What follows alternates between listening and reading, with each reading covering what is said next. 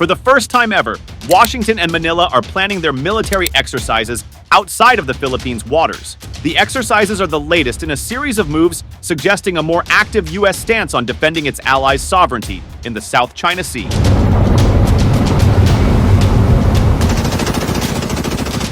Let's explore the realities behind this bold move as tensions rise in the region. Stay tuned to uncover how these exercises aim to counter China's gray zone tactics and bolster allies' sovereignty.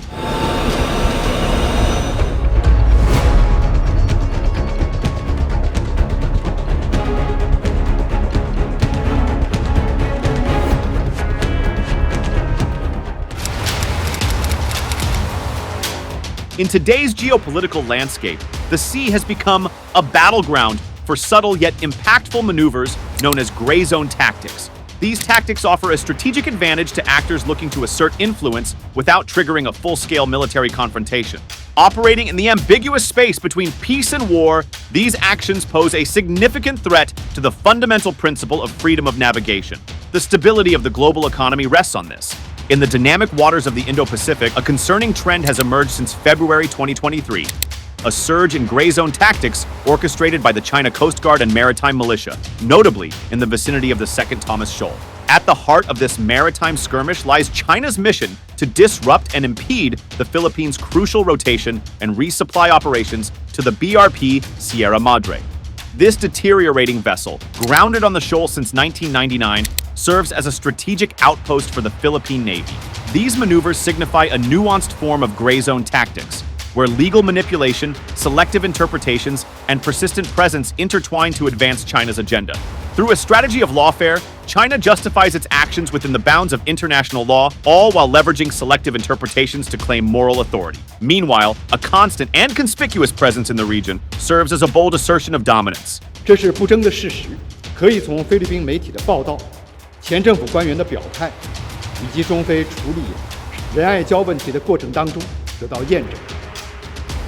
菲律宾方面对此一再矢口否认，我们不知道菲方到底担心什么，又试图掩盖什么。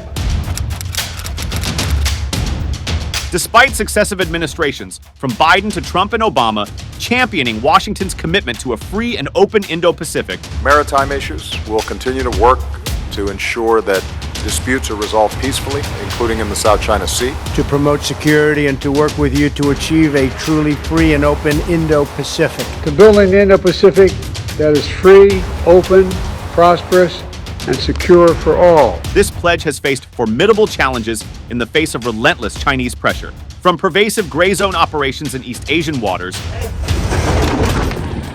to the expansive reach of China's Belt and Road Initiative, the Indo-Pacific region finds itself at a critical juncture. Earlier this year, China's Coast Guard forcefully expelled a Filipino fishing boat, captain and crew from Scarborough Shoal, a territory established by the United Nations International Tribunal as belonging to the Philippines. Not content with mere expulsion, China demanded that the fishermen dump their catch, asserting its dominance in the region.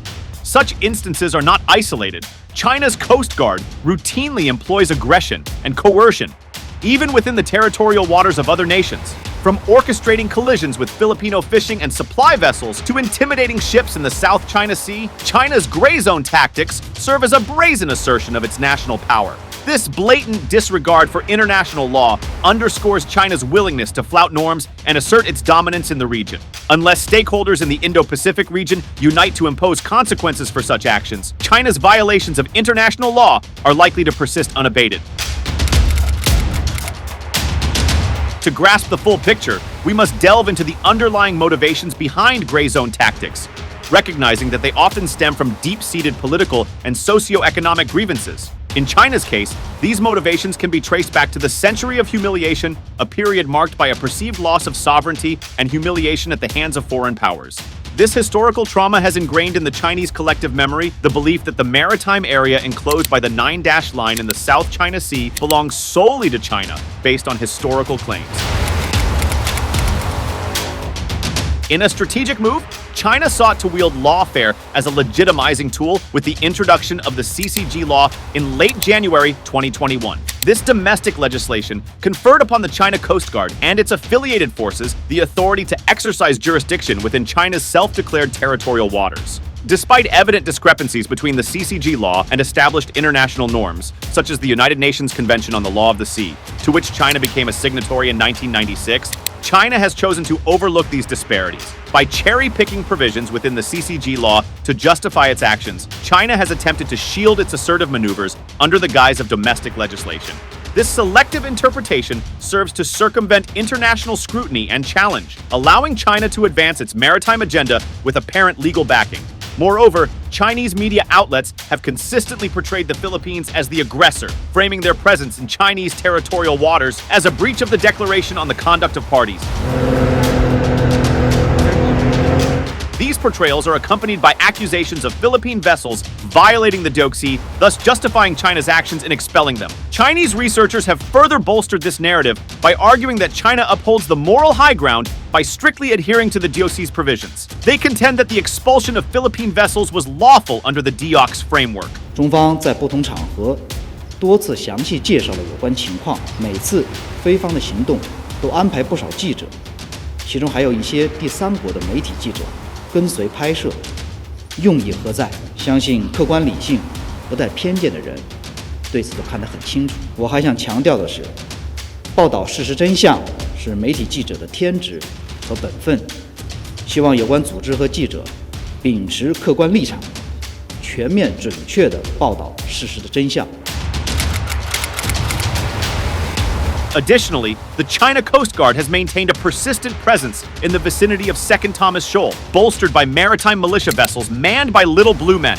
These civilian-manned vessels have been instrumental in executing aggressive tactics, including ramming maneuvers and the firing of water cannons, targeting Philippine resupply vessels. By effectively blockading the area, they have hindered the Philippines' resupply efforts. The civilian nature of these Little Blue Men vessels blurs the distinction between law enforcement and military action, complicating the response options for affected states. This deliberate ambiguity allows China to assert its dominance in defending its territorial claims in the South China Sea, all while skirting direct military confrontations.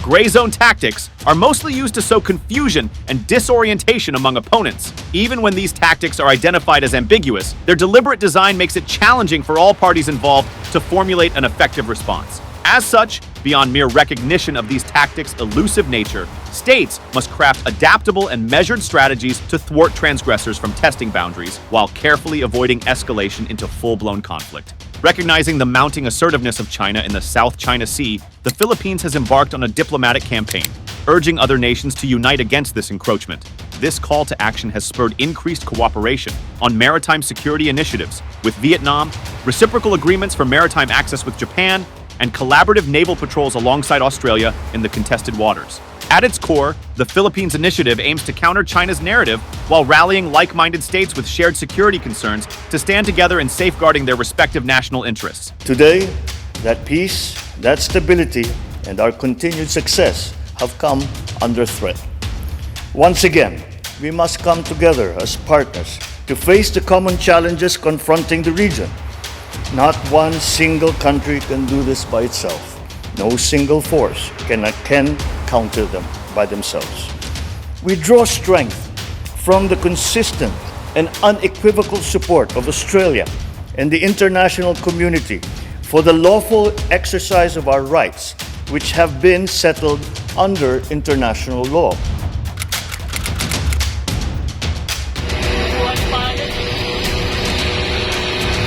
The complexity of gray zone tactics calls for a coordinated global response involving various levels, organizations, and players. Acting alone or in fragmented ways weakens efforts even for powerful countries.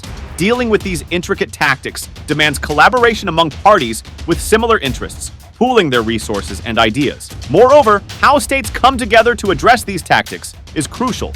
For instance, the Philippines engaging with key partners like Australia, Japan, and the US on South China Sea issues risks further straining its relationship with China, potentially weakening its response to China's actions in the Second Thomas Shoal. As maritime choke points grow in significance for the global community, stronger international cooperation on maritime security becomes imperative.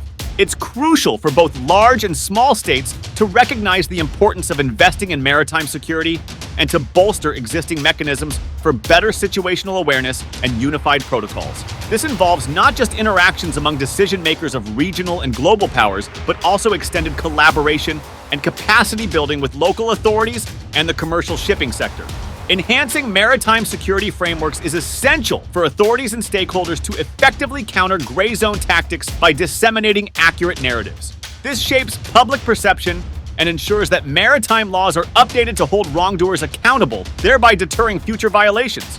Efforts to clarify and fortify existing legal frameworks, such as the recent revision of the Newport Manual on the Law of Naval Warfare to address advancements like autonomous vessels, are pivotal in maintaining the relevance and applicability of international rules governing sea interactions. By addressing political and socio-economic grievances and promoting mutual understanding, states can lay the groundwork for a more stable and peaceful future. While China staunchly defends such assumptions, it's crucial for all states, especially signatories of the United Nations Convention on the Law of the Sea, to address these underlying motivations and diminish the appeal of gray zone tactics. States must engage in diplomacy and developmental initiatives. Protecting this order is essential for maintaining long-term stability in the Indo-Pacific region and the global community. What are your thoughts? Let us know in the comments below and stick around for more such videos. See you in the next one.